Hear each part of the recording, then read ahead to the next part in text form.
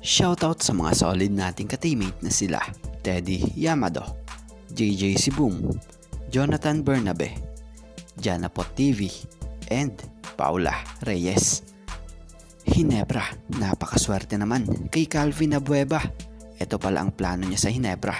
Ibubuhos niya daw ang 100% sa natitirang year niya sa paglalaro.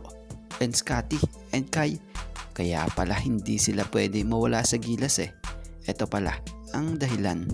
So wag na nga nating patagalin pa, tara at atin ang talakayin agad yan.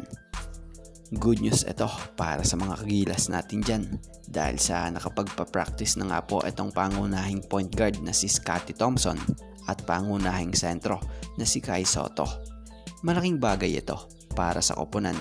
Una, si Scotty Thompson, kailangan talaga yung point guard na hindi nagtatagal ang bola sa kamay niya at talagang lahat ng kakampi niya ay nakakahawak talaga ng bola.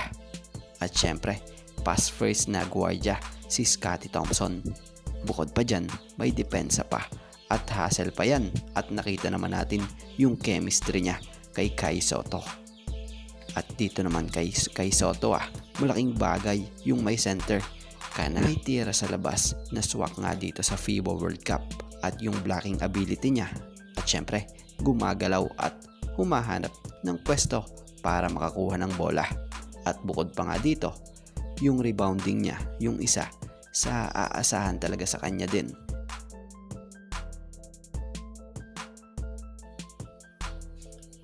At about naman dito sa sumunod nating topic about naman kay Calvin Abueva. Alam nyo bang ang player pa lang ito ay gusto ring makapaglaro sa team ng Hinebra?